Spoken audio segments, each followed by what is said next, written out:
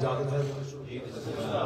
मैंने आपके सामने अल्लाह के कुरान से सूरह मुबारक फातिर से एक आया करीमा तलावत की है, जिसमें खुदावंद मुताल इरशाद फरमा रहा है, सुम्मा और रसल किताब लज़ीन अस्तफ़ैना मिन इबादिना, फिर हमने वारिस बना दिया अल किताब का उन लोगों को जिन्हें हमने मुस्तफ़ा किया, जिन्हें हमने चुना। खुदा कुरान में इरशाद फरमा रहा है सुम्मा और रसना, फिर हमने वारिस बना। अल्लाह कह रहा है मैंने वारिस बना। किसका? किताब का। किनको? जो अब्द थे। कौन अब्द? जो चुने हुए थे। खुदा कह रहा है कि मैंने वारिस बना, मैं बना। वारिस जब भी बनाता है अल्लाह बनाता है।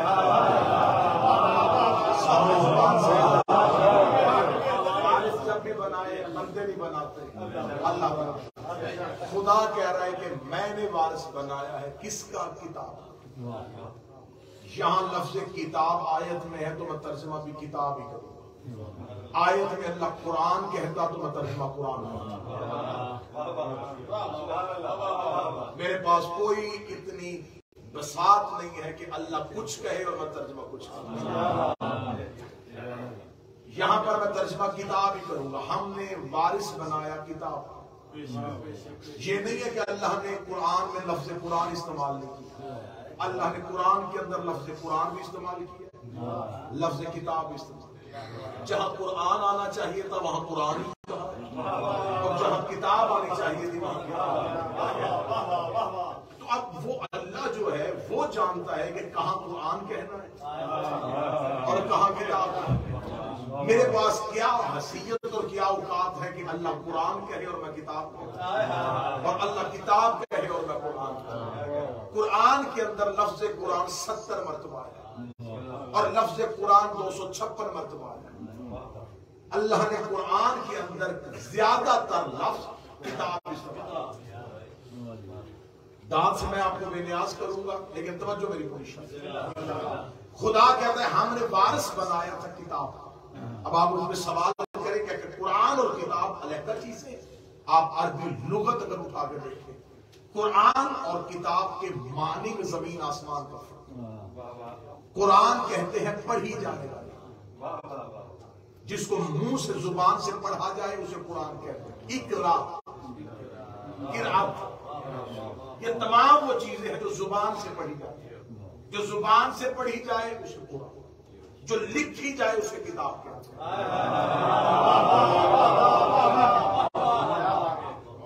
जो लिखी हो उसे किताब कहते हैं, जो पढ़ी जाए उसे कुरान। अल्लाह ने कुरान लिखा हुआ मुस्तफा पे उतारा, जो मुस्तफा पे उतरा था वो किताब थी, जो उसने जुबान से बोल के उम्मत को सुनाया। इससे पहले खुदा ने अंबिया पर किताबें उतारी। हजरत मूसा पर लिखी किताब उतरी थी, पूरी की पूरी किताब उतरी थी, और अल्लाह का नबी उसमें से पढ़ता उम्मत को सुना देता। लोहे उतरती थी मूसा के दौर में, अंजीर लिखी हुई उतरी, तौरात लिखी हुई उतरी, जबूर लिखी हुई उतरी। ये तमाम किताबें लिखी हुई उतरी थी। आज पूरी दुनिया में देखो, आज बाइबल असली हालत में नहीं। सर नहीं जुबान हिलाएंगे, मेरे मजहब में सर हिलाने से नमाज बातिल हो जाती है।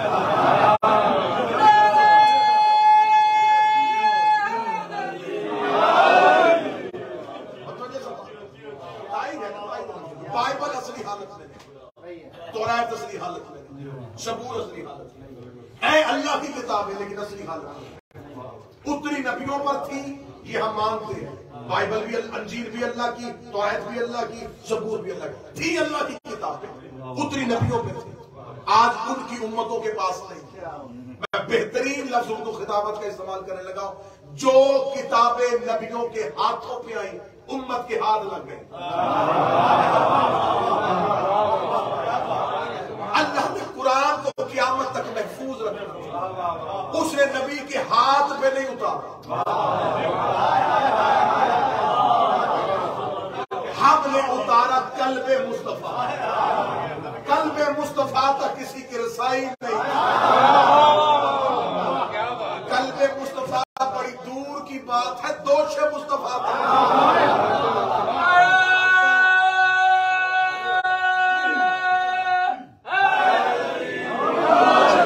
उम्मत ने, मेरा बेटा फोन नीचे रख दो, सुनो तुम, वो वीडियो बन रही है, तुम सुनो।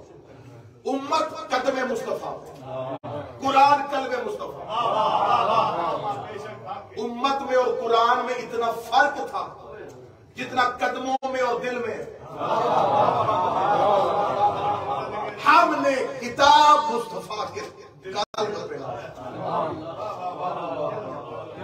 नबी के दिल पे उतरी तो लिखी हुई थी, नबी ने जुबान से बोली तो कुरान। इतना सादिक था मेरा नबी, जुबान एक थी, उसी जुबान से एक जुमला बोलता था, आयत बन जाती थी, उसी से दूसरा जुमला बोलता था, हदीस बन जाती थी। वो आयत को हदीस नहीं होने देता था, हदीस को आयत नहीं, वो उम्मत को जुमला कह के बता देता था, ये कुरान, ये मेरा फरमान है। लेकिन उम्मत जब तराजू पे तोड़ती थी फर्क नहीं होता था, जो लहजा कुरान का था वही मुस्तफा का। खुदा कहता है कि मैंने किताब का वारिस बनाया, और यहाँ अल किताब अल्फ लाम आया है, सुम्मा और अल्फ लाम। अरबी जुबान समझने वालों से पूछना कि अरबी जुबान में जिस लफ्ज के आगे अल्फ लाम आ जाए वो मारिफा हो जाता है, खास हो जाता है, वो आम नहीं रहता, क्योंकि उसके आगे अल्फ लाम आ गया। अब ये आम नहीं, अब ये आम किताब नहीं, कोई खास किताब जिसका वारिस बना। अब मैंने आपके सामने पढ़ना है कि वो किताब है क्या। मेरे अल्लाह समझ नहीं आ रही उम्मत को कि किताब है क्या, बता सकता है वो किताब क्या है। एक आयत में सर उठाए, उसका बिस्मिल्लाहिर्रहमानिर्रहीम वला रत्बिन वला याबिसन इल्ला फी किताब मुबीन। कोई खुश्क व तर ऐसा नहीं जिसका जिक्र किताब में नहीं।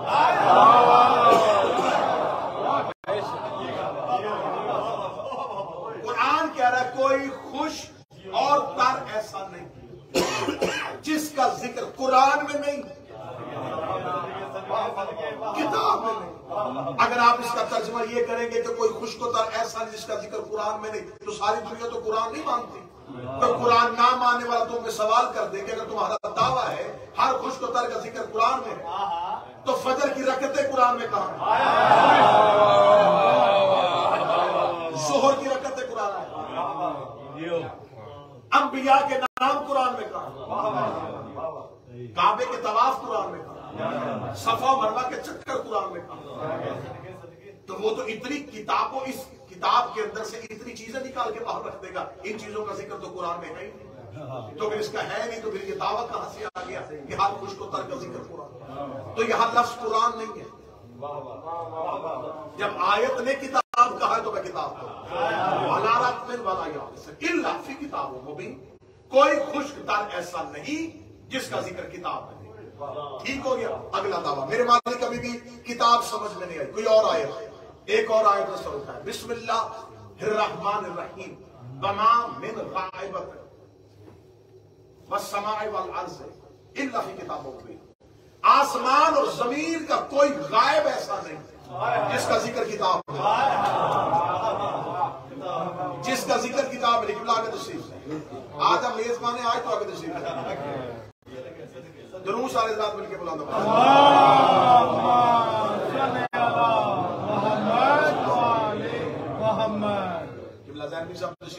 खुशकिस्मती मतलब बात की जान, कोई खुशकोतर ऐसा नहीं जिसका जिक्र किताब में,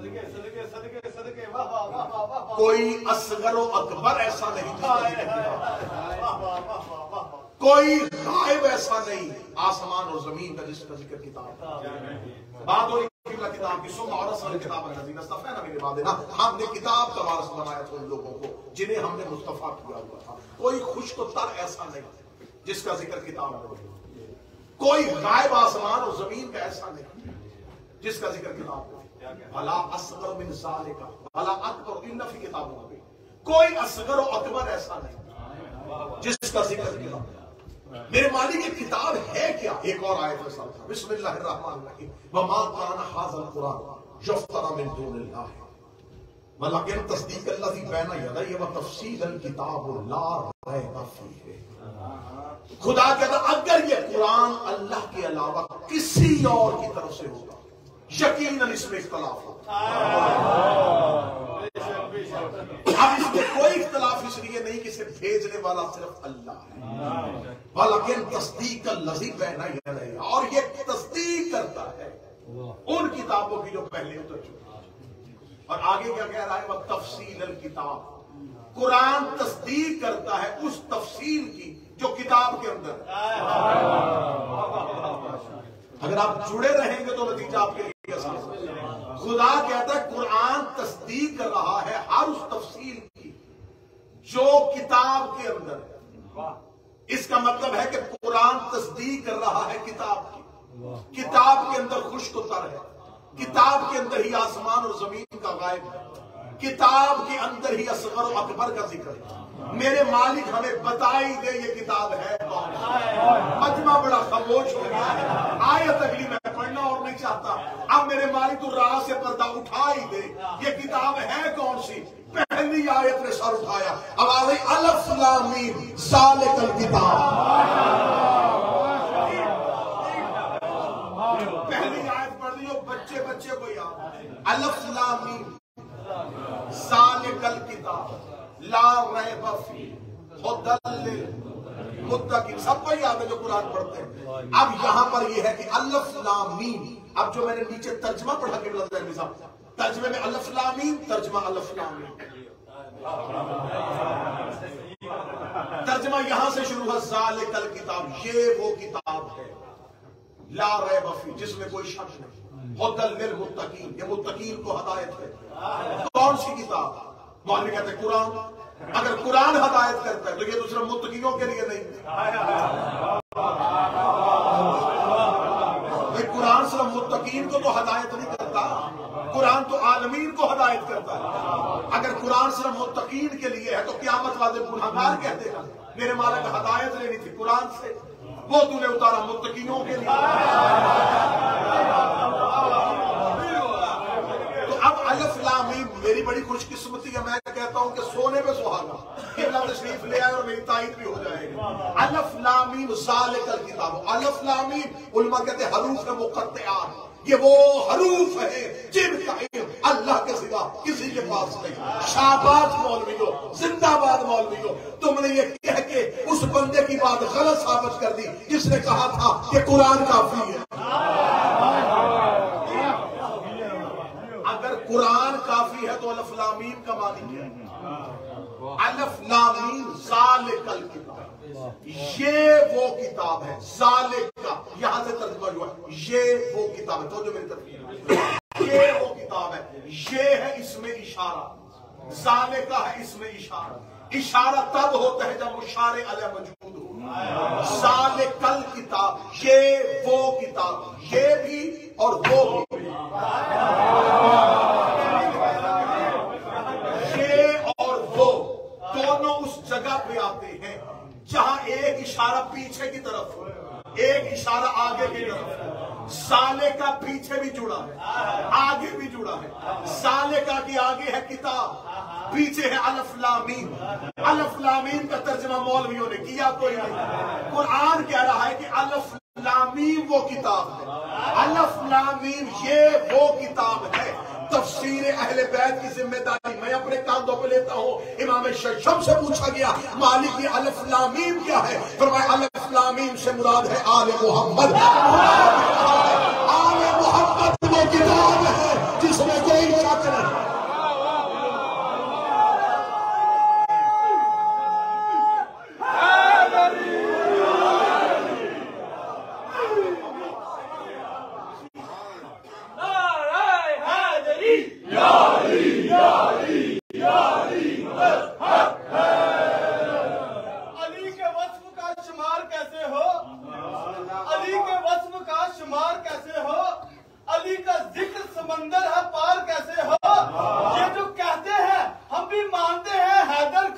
मुनाफिकों का बड़ा एतबार कैसे हो?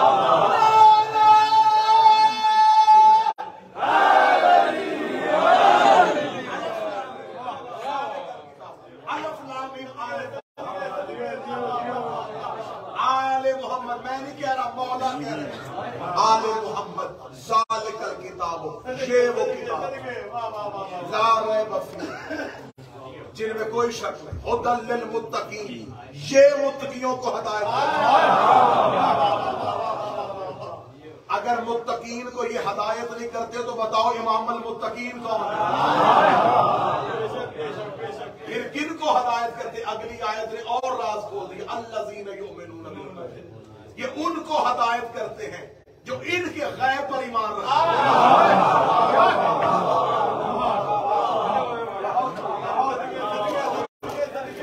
आल किताब है आल मोहम्मद। नहीं बात समझ में आई तो चलो आओ एक और वाक्य पढ़ते, कुरान ही से पढ़ते, कुरान ही की कचहरी में हाजिर। मैंने कुरान के सामने हाथ जोड़े, मैंने कहा अली के खामोश ज़ात का। मेरा मजमा बड़ा खामोश हो गया, ये पूछना चाहता है अल किताब कौन? कुरान ने हमें किस्सा सुनाया, नाम है नबी का सुलेमान बिन दाऊद, छोटा नबी नहीं, सल्तनत वाला नबी, जगीरदार नबी। जिन्नात को बिस्मिल्लाह,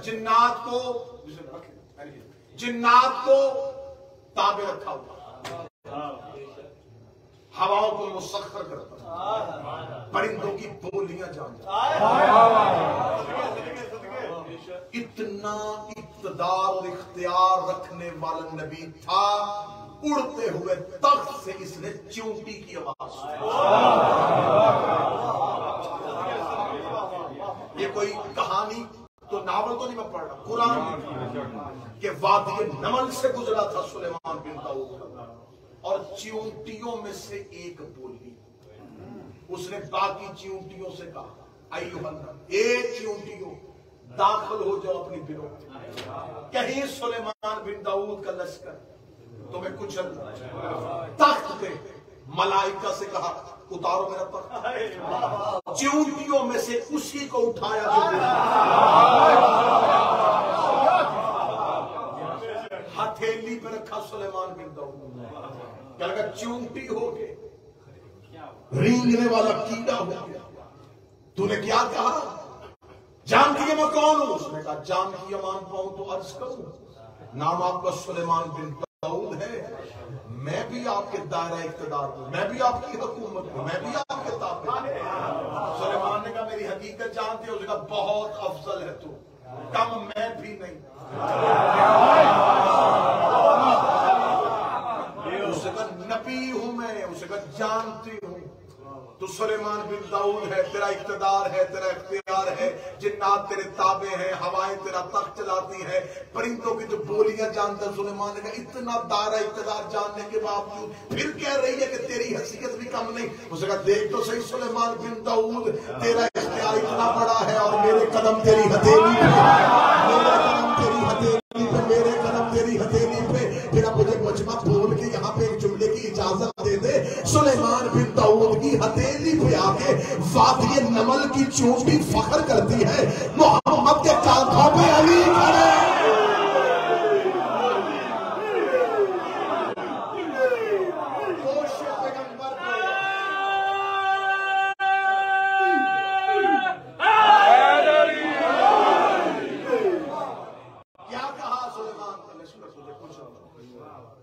सुलेमान बिन दाऊद ने कहा तूने जालिम समझा नबी को? क्यों कहा तुमने कि सुलेमान का लश्कर तुम्हें कुचलना दे? चींटी का जवाब, चींटी बोल के कहती है सुलेमान बिन दाऊद तू अल्लाह का नबी है, लेकिन सरकार मैं अपनी वजाहत देना चाहता हूं, मैं बड़ा बारीक जुमला देने लगा हूं, जिसके हिस्से का वो कबूल कर ले। चींटी ने कहा मैंने ये नहीं कहा तो सुलेमान तुम्हें कुचलना, मैंने कहा सुलेमान का लश्कर, तू मासूम है, तेरे सहाबी तो नहीं।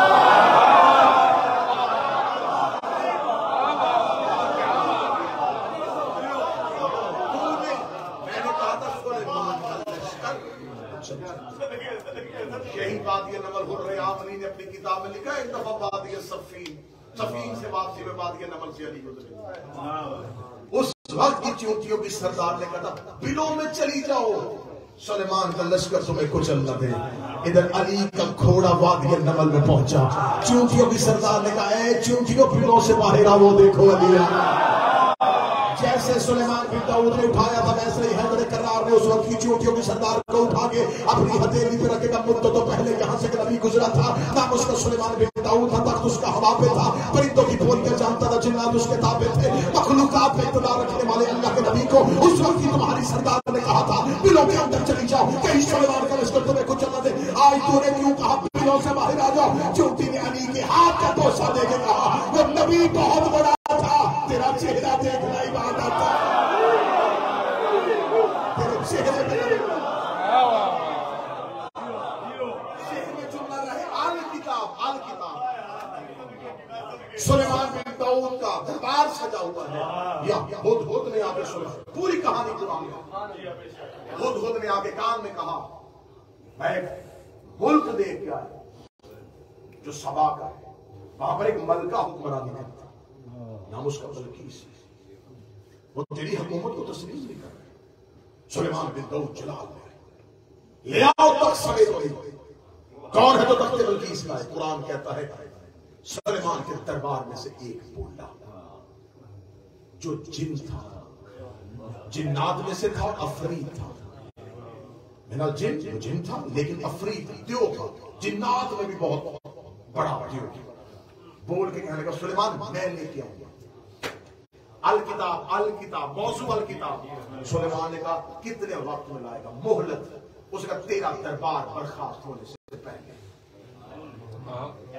ये भी नहीं पूछा कि कब बर्खास्त करेगा, उसका तू बर्खास्त करे, तेरे बर्खास्त करने से पहले बल्कीस तख्त समेत कहां लेके सुलेमान ने कहा नहीं मुझे जल्दी चाहिए। कुरान यही मिंबर पे लेके आओ, कुरान में आयत में गर्दन कटवाने के लिए। कुरान कहता फिर दरबार में से एक बोला, उसने कहा ए अल्लाह का नबी मैं लेके आता। सुलेमान बिन दाऊद ने कहा कितनी मोहलत में? उसने कहा तेरी पलक झपकने से पहले। अभी उसने ये नहीं कहा तेरे दरबारियों की पलक झपकने से पहले, उसने कहा तेरी पलक झपकने से पहले। नाम था उसका आसिफ बिन बरखिया। उसने दरबार सुलेमान बिन दाऊद में खड़े होके सुलेमान के दरबारियों को चैलेंज नहीं किया, अल्लाह के नबी को चैलेंज कर दिया। उसका तेरी पलक झपकने से पहले, तेरी पलक झपकने से पहले। जाओ उलमा के सरों पे कुरान के पूछो वो आसिफ बिन बरखिया नबी था, पैगंबर था, मुरसल था? कौन था? कहते कुछ भी नहीं था, न नबी था न मुरसल था। फिर उसने इतने बड़े नबी को चैलेंज करके कह दिया मैं तेरी पलक झपकने से पहले लेके आऊंगा। कुरान कहता इसलिए कि उसके पास किताब में से थोड़ा सा इल्म था।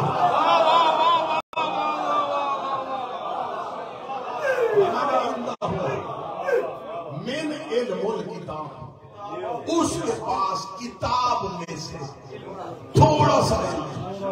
जिसके पास किताब में से थोड़ा सा, अभी तो कुरान नाज़िल नहीं हुआ।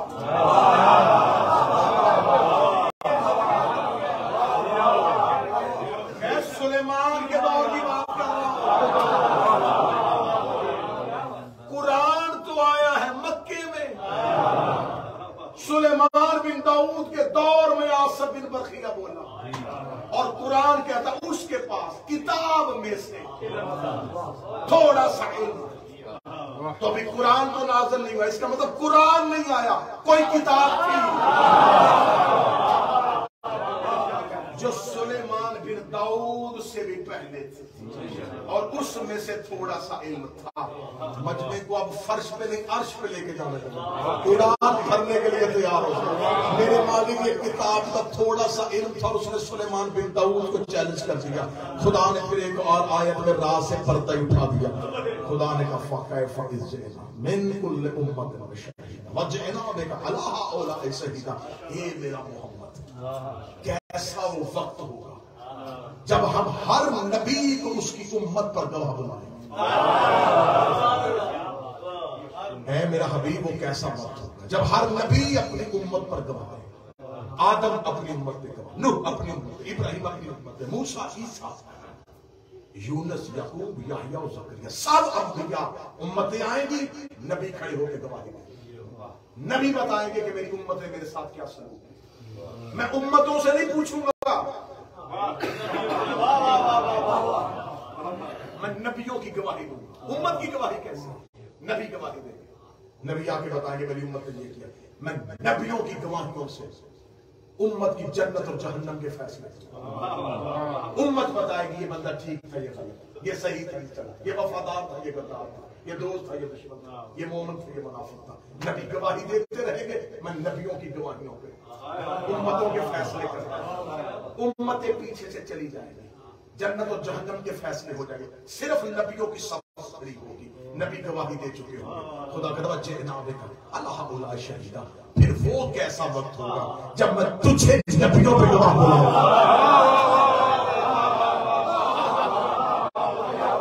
कुरान पढ़, वो देंगे उम्मतों की गवाही, तू देगा नबियों की गवाही। इसका मतलब कि आदम की उम्मत अमल कर रही थी, आदम देख रहा था, इसलिए गवाही थी। नूह की उम्मत सफीने में बैठ रही थी, इनकार कर रही थी, देख रहा था। तो इसका मतलब गवाही होती है आंख से देखी, चश्मदीद गवाह, आई विटनेस। गवाही वही कबूल होती है जो आंख से देखी।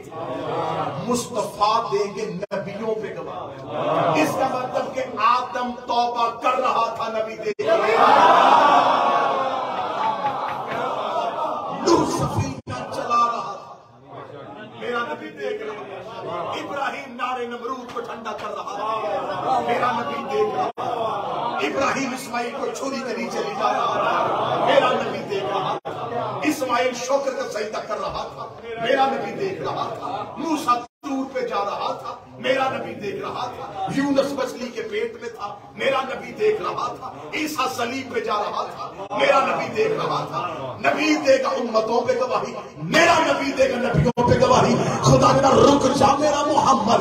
फिर वो वक्त कैसा होगा, कुल कफा बिल्लाह शहीदम बैनी व बैनकुम व मन इंदहु इल्मुल किताब। फिर तेरी गवाही के लिए एक मैं अल्लाह आऊंगा और एक वो आएगा जिसके पास पूरी अल किताब।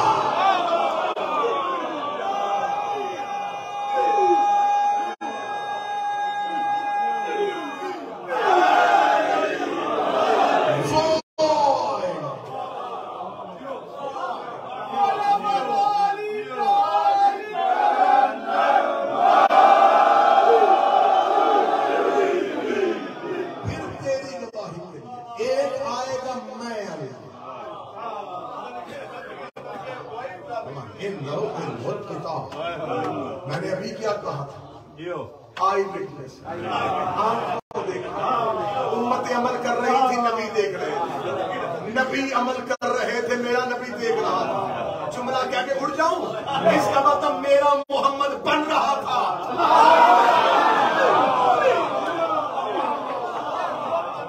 मेरा अल्लाह मुस्तफा तो अव्वल है।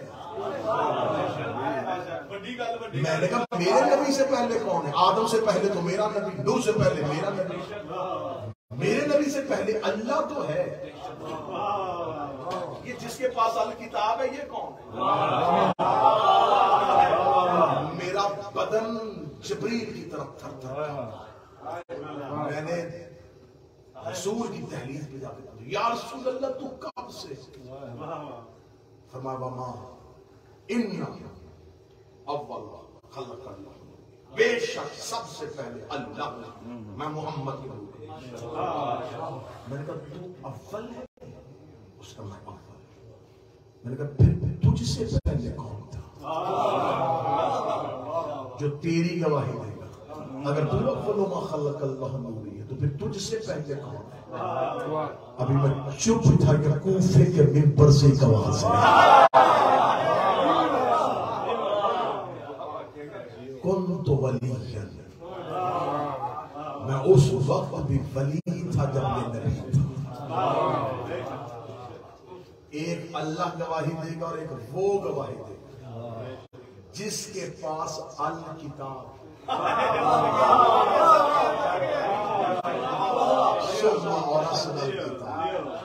हमने फिर अली के वारिस उनको बनाया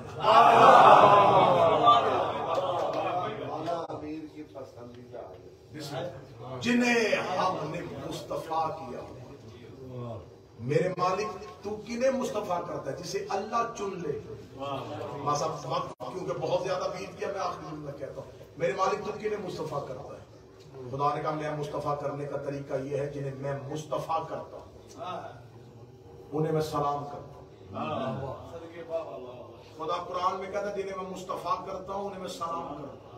इसका मतलब है कि मुस्तफा रजी अल्लाह नहीं होते, सलाम जिन्हें अल्लाह सलाम करे वो मुस्तफा, जिन्हें अल्लाह सलाम करे वो मुस्तफा। इसका मतलब अल्लाह चुनता है, जिनको चुन लेता है उन्हें मुस्तफा करता है, जिन्हें मुस्तफा करता है उन्हें सलाम करता है। अल्लाह ने जिन्हें मुस्तफा किया उन्हें अलैहिस्सलाम बना दिया। एक अलैहिस्सलाम अल्लाह बनाता रहा, एक अलैहिस्सलाम हुसैन बनाता रहा।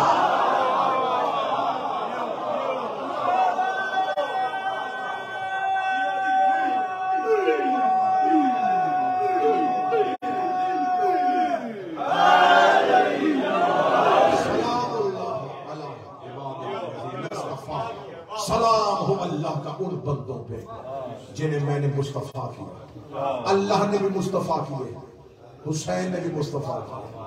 अल्लाह भी अलैहिस्सलाम करता है, हुसैन भी अलैहिस्सलाम करता रहा। मैं अकीदे का जुमला देने लगाओ, मातमी अज़ादारो जवानों को जुमला कबूल कर लेना। अल्लाह भी अलैहिस्सलाम बनाता रहा, हुसैन भी अलैहिस्सलाम बनाता।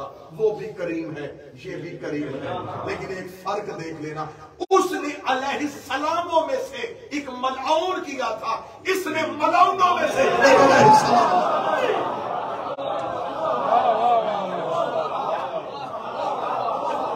उसने फरिश्तों में से एक को उठाया अपनी बारगाह में से, जो सजदा गुज़ारा उसको बड़ा नाज था। उसने कहा मैं सजदा करता हूं तो मुझे कब उठाएगा? उसने अपने सजदे पे नाज किया था। खुदा ने कहा निकल, मेरी इबादत वो नहीं जिसे तू चाहे, मेरी इबादत वो है जिसे मैं चाहता।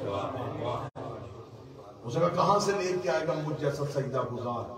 खुदा ने कहा इंतजार कर, तुझे सैयदुल साजिदीन न दिखाऊंगा। अपनी इबादत में नाज करने वाले तुझे ज़ैनुल आबिदीन न दिखाऊंगा।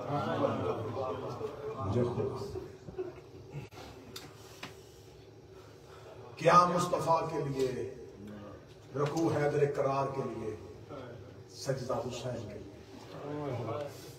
क्याम कर गया ज़हरा का बाबा, इतना क्याम किया कि अल्लाह को कहना पड़ा या अय्युहल मुज़म्मिल,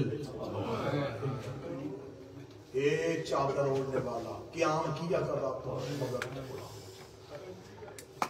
रुकू कर गया मेरा शहंशाह अली, जिसकी रकूह में दी हुई अंगूठी पे अल्लाह ने विलायत उतारी। क़याम मुस्तफा के हिस्से में आ गया, रकू वली के हिस्से में आ गया, पीछे बच गया था सजदा। हुसैन ने नाना के क़याम और बाबा के रकू से अपने सजदे को इतना मिला दिया कि खुदा को कहना पड़ा ए नफ्से मुतमइन्ना बना।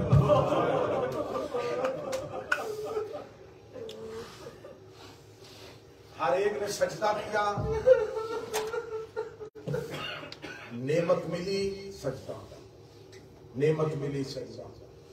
हुसैन का सजदा बढ़ क्यों गया? बेटे की लाश उठाई और सजदा, जवान के जिगर से पर्ची निकाली सजदा।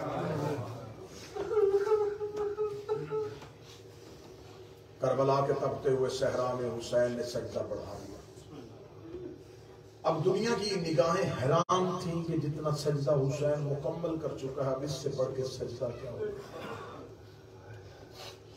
लेकिन शाम के बाजार में सज्जाद ने ऐसा सजदा किया, नेज़े की नोक पे हुसैन को कहना पड़ गया अंत सैयदुल साजिदीन। और सज्जाद तू सजदा गुज़ार।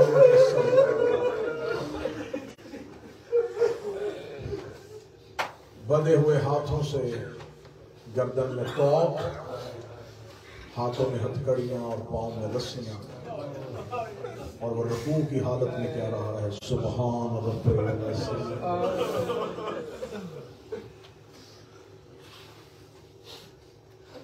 रोना बुज़दिली नहीं थी, रोना बहादुरी थी।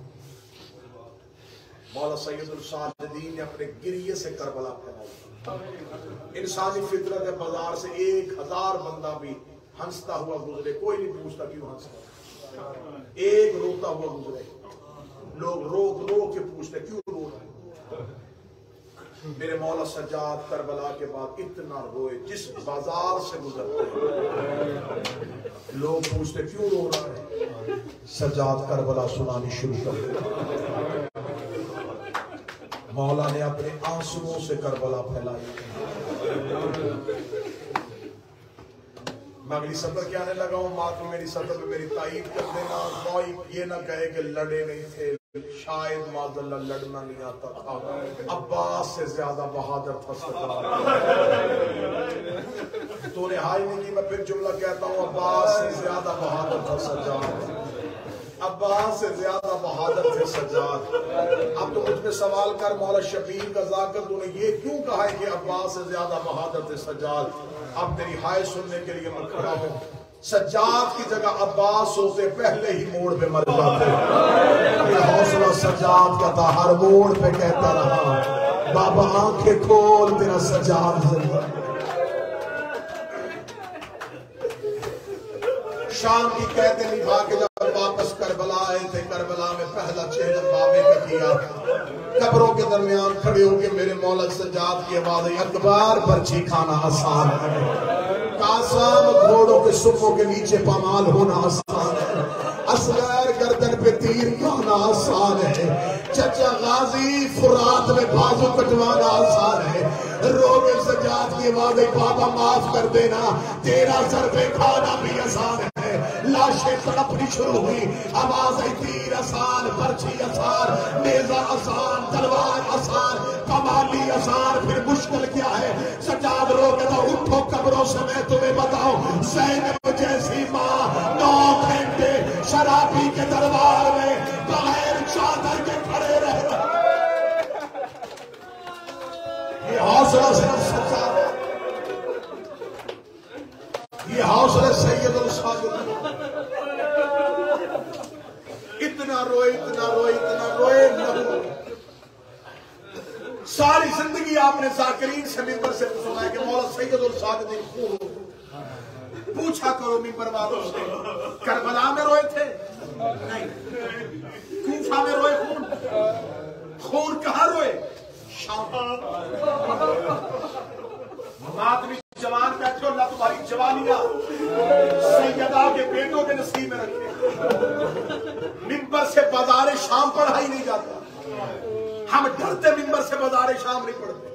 मैं तुम्हें एक इशारा दूंगा, तुम्हारी जवानी की आंसुओं के बाद, जिस सज्जाद ने अकबर की बर्छी बर्दाश्त कर ली, जिसने अब्बास की लाश बर्दाश्त कर ली थी, जिसने 70 कदम में बाबे का कत्ल देख लिया था, कुछ तो शाम में हुआ है जो उसका जिगर फट गया। मौला सज्जाद वापस मदीने आए, एक शख्स ने आके पूछा मौला सबसे ज्यादा मुसीबत कहां आई, फरमाया शाम। मौला सबसे ज्यादा अज़ियत कहां आई, फरमाया शाम में। मौला सबसे ज्यादा मारा कहां गया, फरमाया शाम में। उसका मौला सबसे ज्यादा दुख कहां हुआ, फरमाया कूफे में। उसका मौला मुसीबत शाम में आई, दुख कूफे में क्यों हुआ। मेरे मौला सज्जाद लहू रो के कहते हैं शाम वालियों को नहीं पता था ये कौन है, कूफे की उन औरतों ने पत्थर मारे हैं जो मेरी फुफ्फी से कुरान पढ़ती रही। कूफे वालियों को खबर थी अली की बेटी, इन्होंने अली की बेटी समझ के मारा। जब मैं इशारा करूं फिर तब 2 जुमले मुझे पढ़ने देना मुसीबत। शहादत सैयदुल साजिदीन मुकम्मल पढ़ नहीं सकता, वक्त बड़ा ज्यादा बीत गया। मौला सज्जाद का कौन सा कत्ल पढ़ूं, कहां से शहादत शुरू करूं। शाम गरीबा कत्ल हो गया था सज्जाद। बड़ू शाम गरीबा जब सज्जाद कब कत्ल हुए, जब फुफ्फी ने कांधा हला के कहा था चल के मर जाए या खैमे से बाहर निकले। ये सैयदुल साजिदीन का पहला कत्ल था।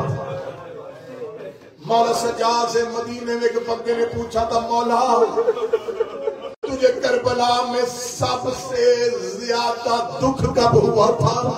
सज्जाद रो के कहते, शहादत हम हाशमियों का विरसा है, हमने अल्लाह से वादा किया हुआ है।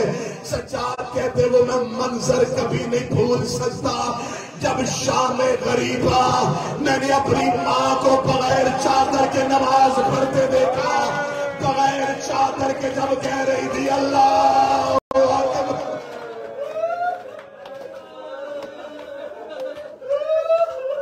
बस 2 या 4 मिनट की एक रवायत सुनो। लहू तब रोए थे, करबला में खून नहीं रोए, कूफा में खून नहीं रोए, खून रोए शाम में, शाम के बाजार के अंदर आके नहीं। मैं मौला सज्जाद का आंसू पढ़ने लगा हूं और यहीं पे माता मौला सैयदुल साजिदीन खून का पहला आंसू रोए थे जब शाम के सदर दरवाजे पे आया ये काफिला तौहीद और रिसालत खड़ा हुआ। 15 अजानें सुनी अली की बेटी। अब मैं बिला तशबीह एक इशारा देने लगा, बिला तशबीह इशारा देने लगा। मौला सैयदुल साजिदीन की गर्दन में एक तौक, आपने सिर्फ तौक सुना, ये मनो फजली लोहा, इसके अंदर लोहे की मेखें लगी हुई। आज भी उस तौक का एक टुकड़ा हिंदुस्तान के हैदराबाद दक्कन में मैंने जियारत की, उस मोहल्ले का नाम है दारुल शिफा, शिफा वाला मोहल्ला। आज भी मौला सैयदुल साजिदीन के तौक का एक टुकड़ा हिंदुस्तान में, ये वजनी तौक था, इसके अंदर लोहे की मेखें, इसके साथ लंबी लंबी जंजीरें थी, जंजीरें थी सिपाहियों के हाथ। मौला सज्जाद की कमर में था एक लंगर, पांव में थी बेड़ियां, हाथ की हथकड़ी पांव की बेड़ी से जुड़ी थी। न हथकड़ी कमर सीधी करने देती थी, न गर्दन का तौक। मौला दाएं होने लगते तो बाएं वाले सिपाही जंजीर खींचे, मेखे गर्दन के अंदर। मौला सैयदुल साजिदीन शाम के सरदा दरवाजे पे, बस मैं आप पहला कत्ल पढ़ूंगा इसी पे सबूत की बराबर। मौला सैयदुल साजिदीन जब 15 अजानें हो, शहजादी ने ऊंट से बैठ के अम्मा फिजा सज्जाद से पूछ हमने कितना रोका। मौला सैयदुल साजिदीन ने अपनी जंजीर को हिलाया, जिस मलाउन के हाथ में जंजीर थी वो सिपाही जागा। सज्जाद के करीब अगर कैदी क्यों बुलाया? मौला देख के कहते हमने कितनी देर रुकना। जो सादात बैठे मुझे जुमले की माफी पहले दे दे। जब मौला ने कहा हमने कितना रुकना है, वो मलाउन देख के कहने लगा अभी बाजार सज रहे हैं, तूने हाय नहीं की, तेरा मुकद्दर है। अभी बाजार सज रहे, अभी शादी आने वाले नहीं आए, अभी बाजारों में लोग इकट्ठे किए जा रहे। जब इस्तकबाल की तैयारी मुकम्मल होगी तो दरवाजा बाहर से नहीं अंदर से खुलेगा। हमें नहीं खबर कि अंदर से दरवाजा कब खुलेगा। मौला सज्जाद खड़े रहे। जब शाम शहर का सदर दरवाजा खुला, मौला सज्जाद ने अपनी गर्दन को सीधा किया। मौला सज्जाद ने शाम के बाजार का मंजर देखा। बाजार के इख्तिताम में लोग हाथों में शराब के जाम, ढोल बज रहे थे, शादियाने बजाए जा रहे थे, तो मातम की तैयारी करे। छतों पे औरतें अपनी झोलियों में पत्थर लेके बैठी हुई थी। मौला सज्जाद ने ये मंजर देखा। ये मंजर देखना था अली की बेटी की आवाज आई, सज्जाद मैं इस मजार से गुजरूंगी। या एक मलाउन के कागज का टुकड़ा मौला सज्जाद के सामने लेके आया। मौला सज्जाद ने उस तहरीर को पढ़ा। मौला सज्जाद की आंख में खून का पहला आंसू आया। अली की बेटी ने ऊंट से सज्जाद की आंख में लहू देखा। बीबी रोगी मेरी सज्जाद तेरी आंखों में लहू क्यों आया है? रोगी मेरा अम्मा दुआ कर तेरा सज्जाद मर जाए।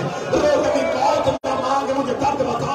मौला सज्जाद रोग ने सालम ने लिख के भेजा है, अब तक ज़ैनब ऊंट में बैठ के आई है। इस बाजार में ज़ैनब पैदल चलेगी। पैदल चलने का नाम आना था। अली की शहजादी को चला लाया। गली में कभी पैदल नहीं चलूंगी, जहां मर्दों का रश बड़ा है। मैं अब्बास की बहन हूँ। मेरे मौला सज्जाद कमीना करीब आया, इसने सज्जाद की कमर से कपड़ा हटाया, इसने जुल्म की पहली शक्ल लिखी।